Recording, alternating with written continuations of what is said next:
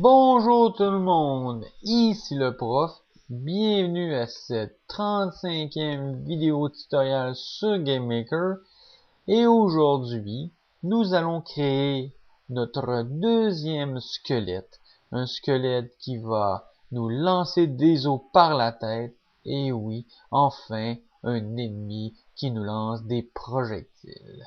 Bon, tout d'abord, c'est important de noter que oui, si vous regardez bien la date sur la vidéo 34 et la vidéo 35, il y a quasiment 3 mois de différence entre les deux. Et c'est normal, étant donné que j'ai pris des vacances durant l'été pour me reposer, me ressourcer et surtout pour décrocher. Très important. Et maintenant, une nouvelle année scolaire s'annonce et nous sommes prêts pour une trentaine de nouvelles capsules tutoriels sur, bien sûr, GameMaker en s'inspirant grandement du jeu Castlevania, ou plutôt de la série Castlevania. Bon, tout d'abord, il est important de voir tout ce que nous avons fait depuis le début, qui veut dire de la première capsule à la 34e, ce que vous voyez à l'instant. Et aujourd'hui, nous allons nous faire fabriquer un ennemi qui va nous lancer des os par la tête, comme j'ai dit auparavant. Rien de trop compliqué, simplement une vidéo qui va durer pas loin de 35 minutes. Alors les amis, il faut être légèrement patient pour regarder cette vidéo. Et surtout, il faut être bien attentif parce qu'il y a beaucoup d'informations à noter. C'est sûr qu'il y a des informations, des choses qu'on connaît déjà. On répète certaines routines comme la création de sprites, la création d'objets, l'ajout de la gravité et tout ça. Mais là, on l'insère dans un autre élément différent, un deuxième squelette qui va lui nous lancer des os, bien sûr. Les prochaines diapos vont surtout se concentrer sur la fin du premier niveau pour le boss du premier niveau, et par la suite nous allons avoir toutes les informations à partir de la première diapo jusqu'à la, je dirais, 40e pour faire un niveau plus ou moins complet. Chose intéressante que j'aimerais prendre le temps de vous dire, c'est que quand cela va être fait, j'aimerais bien ceux qui auront fait un jeu complet, ou en tout cas pour le premier niveau, si vous voulez que je les mette en ligne sur mon site pour montrer aux autres votre talent, vos créations, ben ça va me faire plaisir de les prendre et de les mettre en ligne pour montrer le travail que vous avez fait. Et en même temps, ça me permet de tester certains jeux et de voir si tout a été bien compris. Et si je vois qu'il y a des trucs qu'on pourrait améliorer, ben le faire dans les prochaines vidéos. L'endroit que vous voyez en ce moment, c'est l'endroit où on devrait retrouver le boss de fin de niveau. En tout cas, pour le premier niveau. Bon. Tout d'abord, ce que nous devons faire ici, c'est la même petite routine que d'habitude, c'est de créer un sprite qui va représenter le squelette numéro 2 qui va lancer bien sûr les os.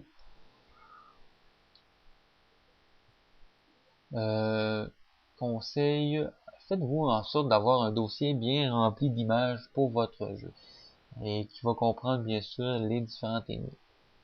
Les ennemis que vous voyez à l'instant, c'est des ennemis que nous allons utiliser pour la plupart dans notre jeu de cette année ou de l'année prochaine, dépendamment. Je me donne environ 3 ans pour compléter le tout.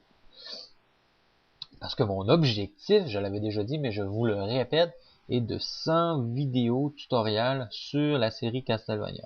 Par la suite, soit que je passe un autre jeu très connu, ou soit que je fais une création très personnelle. Bon, tout d'abord, ce qui est important, c'est de choisir le squelette qu'on a besoin, hein, parce que là, des ennemis, il en manque pas. On en a plusieurs ici. tous des ennemis qui viennent du Dracula X sur la Super Nintendo, si je ne me trompe pas. Sinon, ça vient du Dracula X sur la PC Engine, un jeu moins connu étant donné qu'il est sorti uniquement au Japon. Et il faut en plus avoir la machine pour, qui est une machine assez rare. Dans mon cas, moi, c'est la TurboGrafx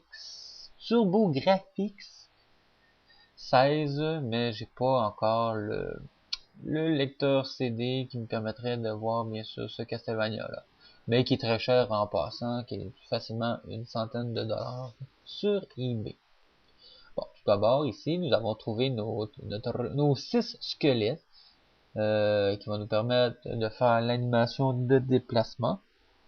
Très important quand vous avez la chance de tous les rentrer en même temps de le faire pour vous faire sauver du temps, et en même temps les images vont être semblables étant donné que c'est les mêmes dimensions que vous allez utiliser pour les 6 dans ce cas-ci. On clique sur bien sûr le petit case Show Preview pour voir bien sûr qu'est-ce que ça donne comme animation. On peut observer certaines taches ou parties d'autres squelettes en bas à gauche. Ce que je vous conseille dans ce temps-là, c'est simplement de cliquer à nouveau sur le sprite concerné afin d'enlever de petites particules, la petite image de trop, soit en effaçant ou soit en ajoutant la même couleur que l'arrière-plan. Mais dans ce cas-ci, on peut effacer parce que l'arrière-plan, on va l'éliminer par la suite. Toutes les arrière-plans pour avoir bien sûr simplement le squelette. Sinon, si on fait pas ça, quand on applique l'objet qui contient ce sprite, on verrait le squelette, mais avec une espèce de rectangle blanc alentour de lui, ce qui ferait assez bizarre, merci. Nous, on veut simplement l'image du sprite, du squelette. Je l'ai nommé squelette numéro 2, étant donné qu'on avait déjà un squelette numéro 1, hein, qui était un petit peu plus balèze, qui se promenait tranquillement, qui était pas très dangereux, à part que si on rentre en collision avec lui, ben, il pouvait nous faire un peu mal. La seule différence, c'est qu'il était, il y avait un peu plus, il y avait de l'endurance, hein, on avait ajouté de l'endurance la dernière vidéo, c'est une chose qui est intéressante à ajouter, surtout quand on veut que le jeu soit légèrement plus difficile et non trop facile. Deuxième étape, j'ai créé bien sûr un squelette qui allait avoir bien sûr son côté miroir pour avoir le squelette dans l'autre direction vers la droite, étant donné que je l'avais déjà vers la gauche. Je l'ai modifié pour l'avoir dans à la droite, mais dans la vidéo, je l'ai fait, mais en fin de compte, on s'en sort pas. Ça peut être pratique quand on veut qu'il change de direction, de déplacement et en même temps physiquement de sprite, mais dans ce cas-ci, mon squelette va simplement avancer et reculer, mais en gardant toujours le même sprite. Vous allez comprendre dans la vidéo plus loin. Bon. Ici, ok, on a créé bien sûr le sprite. Par la suite, il faut créer l'objet qui va contenir les sprites. Je l'appelle, c'est le même nom que je vous donne, hein, c'est squelette numéro 2, pour bien sûr pas être trop mêlé. Les noms c'est important, parce que si vous ne mettez pas de nom à quelque part, quand vous êtes rendu dans un jeu assez complexe qui contient beaucoup de choses, c'est dur de se retrouver à travers tous ces objets et ces sprites. Bon, là, ce qui est important de faire, bien sûr, c'est de choisir le sprite qu'on a créé. Dans ce cas-ci, c'est le squelette 2 qui a le profil vers la gauche, qui se dirige vers la gauche. Parce que quand nous, on va faire notre jeu, notre Simon Belmont arrive de la gauche. Hein, c'est le classique. Hein. On part de la gauche et on s'en va vers la droite. C'est du standard. Bon. Qu'est-ce qu'on peut faire aussi? Ben, on peut faire en sorte que notre squelette soit solide. Ça peut toujours être pratique pour certaines choses, autant pour les collisions que la gravité, tout ça. Dans ce cas-ci, j'ai coché solide. C'est pas toujours nécessaire, mais je veux dire, habituellement, c'est pas, ça cause pas trop de problèmes de le mettre solide, étant donné que c'est un objet. Hein? Puis quand c'est des objets, qu'il y a risque de collision, je considère que c'est mieux de les mettre solides. On peut le mettre immédiatement dans notre room qui nous concerne, hein, le dernier niveau du premier boss, puisqu'on va rejoindre le boss final de ce niveau-ci. Là, ce qui est spécial, c'est que celui-ci se déplace vers la gauche et il bloque ici. Ok, qui bloque, ça c'est normal, mais qui se déplace, ça c'est anormal. Pourquoi anormal? Parce que dans mon objet, j'ai jamais créé d'événement de déplacement. La théorie que j'ai, c'est que c'est simplement le fait que le sprite est différent et en se déplaçant, en changeant d'animation, celui-ci crée un effet de déplacement. C'est ma théorie, parce qu'on s'entend qu'il n'y a aucun événement de déplacement. Là, on ajoute l'événement de déplacement. Dans l'événement, on crée, create, et par la suite, on va dans les actions, c'est on choisit les flèches de déplacement. Et dans ce cas-ci, ce qui est bien, c'est d'aller, bien sûr, vers la gauche. Excusez, je barre beaucoup. À la vitesse de votre choix. Dans ce cas-ci, j'ai mis 3, mais plus tard, je vais le changer. Ça, c'est personnel à vous, hein, pour la vitesse. Dépendamment de votre émis. Si vous voulez que ça soit plus difficile ou moins difficile. Là, vous voyez, il est passé très rapidement. Là, il n'y a aucune gravité, puis il n'y a aucune collision encore avec le sol, puis les murs qui peuvent le bloquer. Ça, c'est normal, c'est pour ça que celui-ci a continué bien droit sans s'arrêter. C'est pour ça qu'il va falloir penser à faire en sorte que celui-ci puisse entrer en collision avec les murs, avec le sol. Mais pour cela, qu'est-ce qu'il faut faire? Il faut ajouter tout d'abord de la gravité. Chose que j'ai fait, c'est que j'ai simplement ouvert un ancien ennemi, le squelette numéro 1, et je suis allé copier la formule de la gravité qu'on avait déjà créée auparavant. Bon, ok, là je vais le copier, mais je vais quand même prendre le temps de vous montrer toutes les informations qui sont à l'intérieur pour que vous puissiez bien répéter vos choses. Très important, parce qu'on s'entend que si je vous montre pas ce qui est installé, qui est inscrit à l'intérieur, ça va être difficile de trouver, en tout cas si vous arrivez, vous regardez cette vidéo là, puis vous avez jamais vu les autres, vous allez plus ou moins bien comprendre. Surtout si vous essayez de retrouver la vidéo qui montre exactement quand j'ai fait la gravité. J'ai bien marqué, hein, on s'entend, je pense que c'est soit la 4e vidéo dans la série, mais j'aime mieux vous le remontrer à nouveau pour vous éviter ben du trouble. Bon. L'événement de step, très important. Et là, on voit chaque élément avec les informations. C'est à vous de bien regarder, de bien les noter. Je vais pas les commenter parce que je l'ai déjà assez fait. C'est juste à vous de faire en sorte de bien répéter chaque information. Il y a des choses que vous pouvez légèrement varier, hein, quand c'est des nombres.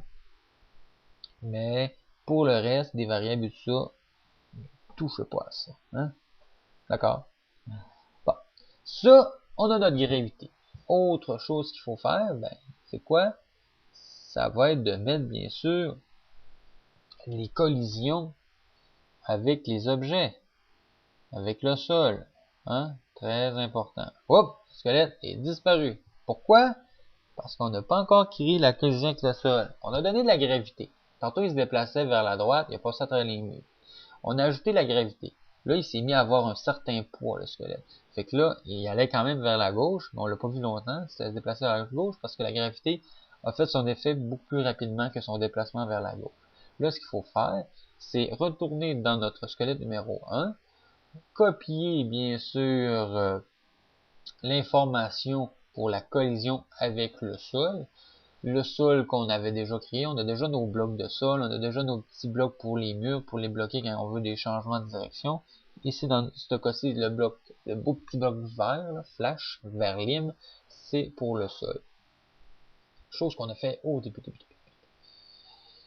C'est que là, ça va être plus facile de faire en sorte de voir notre squelette avec sa gravité. Ce qu'on doit faire, c'est ajouter après ça les informations qui font en sorte que si le personnage touche le sol, qu'est-ce qui va arriver? Ben, la vitesse de direction qu'on avait mis au début se retrouve à 0, bien sûr. La vitesse de direction qui était représentée par la gravité. D'accord? C'est que si on teste le tout, ça devrait être correct. Il devrait toucher le sol et ça devrait être correct. Il ne devrait plus avoir de problème en rapport à ça. Hein?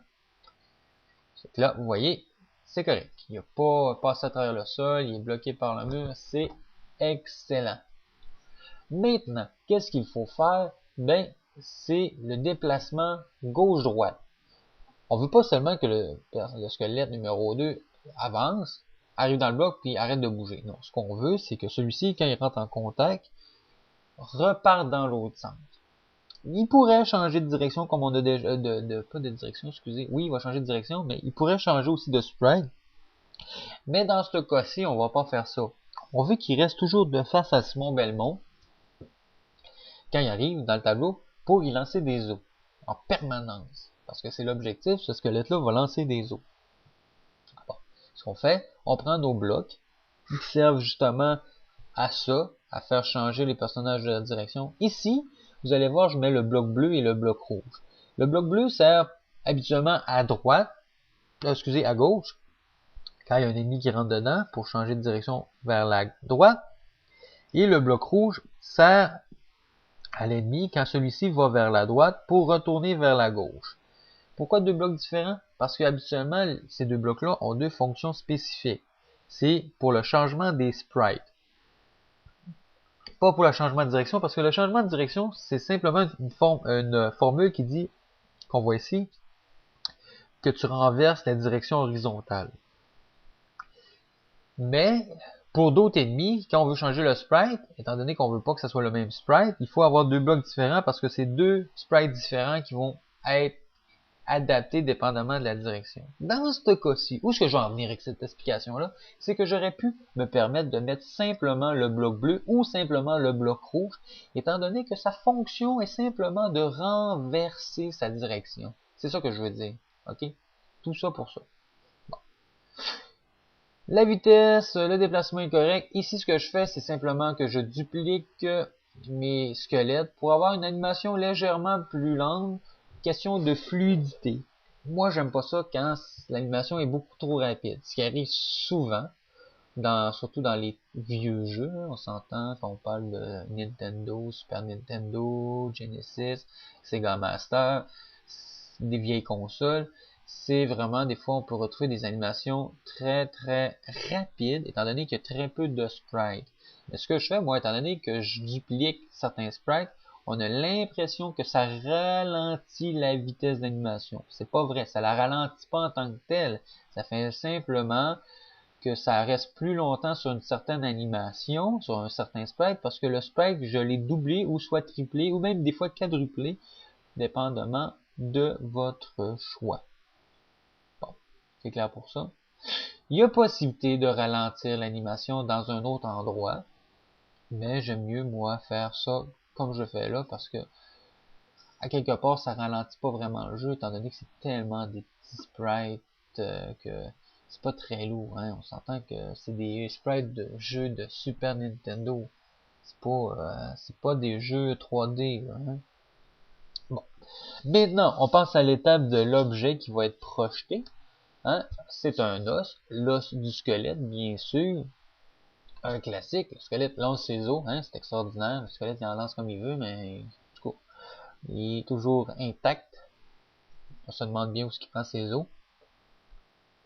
C'est qu'on crée le sprite de l'os qu'on va chercher. Le sprite de l'os existe déjà. En tout cas, dans mes feuilles, dans mes sprites, il existe déjà. Ce que je ferai, c'est que je mettrai cette feuille-là en lien avec la vidéo. Ça fait qu'il faut falloir aller bien sûr sur mon site www.secondaire.com. Vous cliquez sur le lien du haut pour le les tutoriaux, excusez. Et vous allez avoir tous les tutoriaux que j'ai créés depuis le début avec cette série Castlevania là. Et quand vous allez arriver à la 35e vidéo, En dessous de la vidéo, en dessous du lecteur, vous aurez un petit lien pour télécharger bien sûr la feuille qui contient les différents sprites d'ennemis. C'est que ça va vous permettre ça va vous éviter de chercher, hein. Je sais, des fois, il y en a qui me demandent où est-ce que tu as trouvé tel ennemi, tel élément, blablabla. On s'entend que des fois, je me dis, ça cherche pas beaucoup, hein, ça cherche pas beaucoup. Mais en tout cas, dans ce cas-ci, je vais vous faire en sorte de vous sauver un petit peu d'ouvrage, hein. C'est que je suppose que ça va être très apprécié pour certaines personnes. Bon, on a créé le sprite de l'os, hein. Bien sûr, on avait deux éléments, deux images pour créer l'animation. C'est pas très compliqué. J'ai simplement triplé les images pour créer une animation plus fluide, pour pas que ça soit trop rapide quand l'os tourne, bien sûr. Là maintenant, ce qu'il reste à faire, c'est de créer l'objet qui va vous permettre, bien sûr, de se faire lancer par le squelette. On crée l'objet, on l'identifie, on va chercher le sprite, on le met solide. À l'intérieur, quel événement devons-nous créer? Bah, l'événement principal pour l'instant, ce serait la gravité. Hein, la gravité parce que ton os doit retomber et c'est la gravité qui va faire cet effet-là, étant donné que on va le projeter, bien sûr, on va donner tantôt on va le faire projeter par le squelette, mais ça va être important aussi que celui-ci ait de la gravité. Ça fait qu'on reprend la même gravité qu'on avait tantôt, on se casse pas la tête. Hein. Si on a une gravité qui fait effet de terre, hein, on n'ira pas changer les données pour faire une gravité effet de lune. Hein. C'est que on garde la même gravité, c'est qu'il n'y a rien de mêlant là-dedans. Par la suite, il faut ajouter une collision avec Simon Belmont. L'os doit rentrer en collision. Sauf que là, je l'ai mis dans l'os, mais il faut pas, là, on va l'effacer, là. Faut pas mettre les collisions dans les objets. Non, ce qui est mieux, c'est d'aller vraiment dans Simon Belmont et de laisser toutes les collisions qui se rapportent à Simon Belmont dans Simon Belmont, bien sûr. Ce qui est préférable selon moi, étant donné que il y a beaucoup d'informations qu'on a déjà sur Simon Belmont qu'on a créé et ça permet de dupliquer certaines choses qui fait en sorte que ça nous aide. Comme ici, là, je pourrais carrément faire une duplication de l'événement ici, en rapport au squelette, mais pour l'os, et changer quelques éléments qui sont comme pas grand chose parce qu'à fin de compte, c'est tout ça. Il va y avoir du son, hein, Simon Belmont, quand il va se faire toucher par l'os, bon, on va le voir plus tard. On va commencer par faire la collision avec l'os. On fait en sorte que Simon Belmont ait une collision avec l'os. Bon, ça c'est correct. Autre chose qu'on peut ajouter, c'est bien sûr le son qu'on a déjà trouvé auparavant. C'est Simon Belmont fait un son comme s'il se faisait toucher, hein? Des sons que je vous ai mis bien sûr sur mon site, ça fait que vous allez juste aller les chercher avec la bonne vidéo. On enlève bien sûr de l'énergie. Pour cette fois-ci, on va enlever 5 points d'énergie. Très important de mettre le relatif, parce que si vous cochez pas là-dessus, en place de soustraire 5 points de vie, parce que j'ai mis moins 5, ça va passer directement à moins 5. Fait que, automatiquement, Simon Belmont va mourir, parce qu'il n'y aura plus de points de vie. Fait que, il faut faire attention là-dessus. Et par la suite, ce que j'ai fait, ou ce que je vais faire, je vais copier tous les états de Simon Belmont quand celui-ci a une possibilité de se faire toucher. Qu'est-ce que ça veut dire? Ça veut dire toutes les possibilités d'états que Simon Belmont possède, que ce soit en sautant, accroupi, en train de lancer un couteau, peu importe. Ces états-là sont là et s'il se fait toucher, peu importe l'état, il va avoir collision avec lui et il va avoir un sprite différent. Le sprite qui fait en sorte qu'il se fait toucher. Ok, ça on avait pris une vidéo, on a fait une vidéo exclusivement sur ça. Fait que si vous comprenez pas, vous pouvez retourner dans le passé. C'est sûr que si vous regardez cette vidéo-là, je vous conseille fortement d'avoir vu les 34 autres avant. Sinon, vous allez être légèrement mêlé, et même je dirais plus que mêlé. Je pense que vous allez même pas vous rendre là où ce que je suis en train de parler. Okay? Bon. Maintenant, on a créé les os. Ce qu'on va faire avant de les faire lancer par le squelette, on va les tester physiquement si ça fonctionne.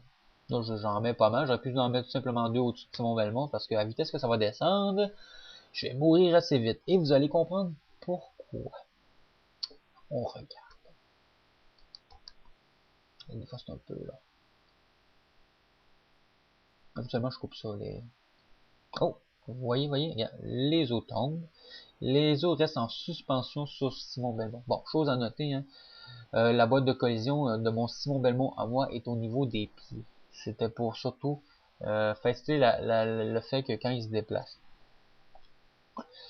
Ce qui était important d'ajouter en plus dans la collision avec les os, c'est que les os soient détruits. S'ils sont pas détruits, ils vont toujours faire leur fonction de enlever 5 points de vie. Là, tu en as 2 en même temps sur toi, qui t'enlève 10 points de vie, hein, en tout, et qui te gruge 10 points de vie à shot. Ça fait que ton 100 points de vie passe assez rapidement. C'est pour ça qu'il meurt automatiquement quasiment. Ce qu'il faut faire, c'est ajouter l'élément de détruire l'instance. Et on coche Other, parce que Self, c'est Simon Belmont qui serait détruit. Other va faire en sorte que c'est l'objet qui touche Simon Belmont qui est détruit. Très important, et ça fait toute la différence pour l'instant pour cette fonction-là. Parce que là, vous voyez, les os ont simplement tombé une fois, ont enlevé 10 points de vie, mais Simon Belmont est encore vivant. C'était pas le but de le tuer en partant, c'est quoi l'intérêt? C'est un jeu impossible à faire. Ça fait que Simon Belmont a simplement perdu 10 points de vie, et les os en les touchant ont disparu. On aurait pu ajouter une petite animation de contact, ça c'est toujours possible quand là c'est détruit, mais ça c'est des choses qu'on bonifie par la suite quand on est rendu là. Hein, on s'entend. Bon. Qu'est-ce qu'on fait par la suite? Nos os sont faits. Ce qui serait bien, ben, en fin de compte, ça serait de les faire lancer par le squelette. Hein. Je sais pas ce que je fais dans le timing, ça n'a pas rapport parce qu'il n'y a rien qui concerne le timing, parce que c'est des éléments très complexes à manipuler. Là, pour les os, c'est correct. Ici, on retourne sur notre squelette numéro 2, et là, on va rajouter une petite fonction très utile qui va faire en sorte que notre squelette va pouvoir lancer des os. Et si on avait créé 2 collisions, ben, ce qu'on va faire, c'est, en plus de changer de direction, ben, notre squelette va lancer des os. Donc là, je fais lancer un projectile.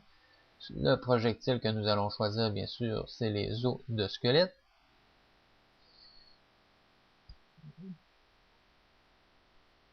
Nous mettons relatif, parce que ça se base, en mettant relatif, c'est que les os vont partir du squelette et non de la room. Nous allons choisir la direction. Toujours important de se baser sur un rapporteur d'angle. C'est pour ça que j'en ai un sur mon site, que vous voyez à l'instant. Le 0, bien sûr, c'est la droite, 180 c'est la gauche, 90 c'est en haut, et 270 c'est en bas. Nous, on veut lancer des os vers le haut, mais en même temps, vers la gauche. C'est que ça, il faut faire quelques tests. C'est ce qu'on va faire à l'instant. On va mettre ici 100 pour tester, et on va mettre une vitesse de 6. Ça fera pas l'affaire, vous allez voir, parce que ça sera pas assez. Vous allez voir les os. Ils iront pas très loin. On duplique l'événement. On fait 2 fois. Et après ça, on teste la marchandise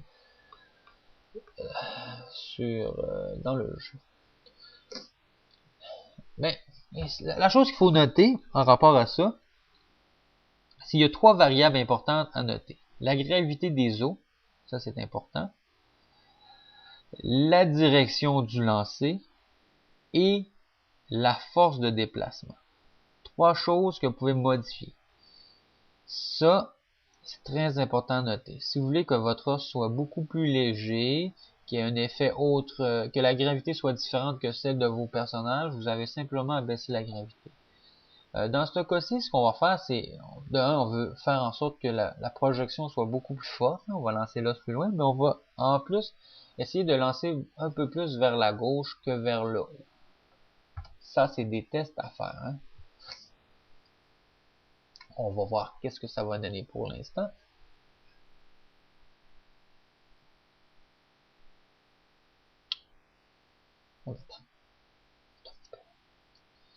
Et oui, bon, là, vous voyez, il touche son bloc, il lance son os, et c'est bon. C'est déjà un petit peu mieux, mais pas encore assez. Hein? On voudrait qu'il lance un peu plus vers l'avant et un peu plus fort. 15 de vitesse et la direction 130. En espérant que ça soit correct.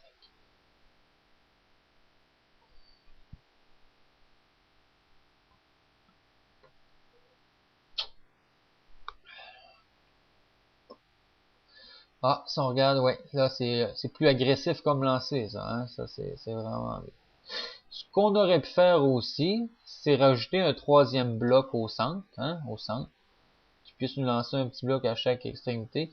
Mais on pourrait rajouter un bloc au centre, mais qui est pas de, que ce bloc-là ne bloque pas le squelette, mais au lieu, fait simplement lancer. En fin de compte, avoir un bloc, on va y aller avec des couleurs. On avait un bloc bleu, on avait un bloc rouge, on aurait pu rajouter un bloc vert, on l'a déjà. On aurait pu rajouter un bloc jaune, hein, qui fait en sorte que quand il rentre en collision sur le squelette, il fasse une action spécifique et c'est de lancer un os pour que, en fin de compte, on ait 3 os qui soient lancés durant sa promenade. Et ça serait bien. Bon. Ben pour cette vidéo, on peut dire que c'est complet. Ça fait que je vous dis bonne continuation. Si vous avez des questions, si vous voulez plus d'informations, ben vous pouvez aller sur mon site www.secondar.com. Vous allez avoir accès à ma boîte courriel si vous voulez m'envoyer des messages. Vous allez avoir accès aux autres vidéos. Et le prof vous dit à la prochaine vidéo.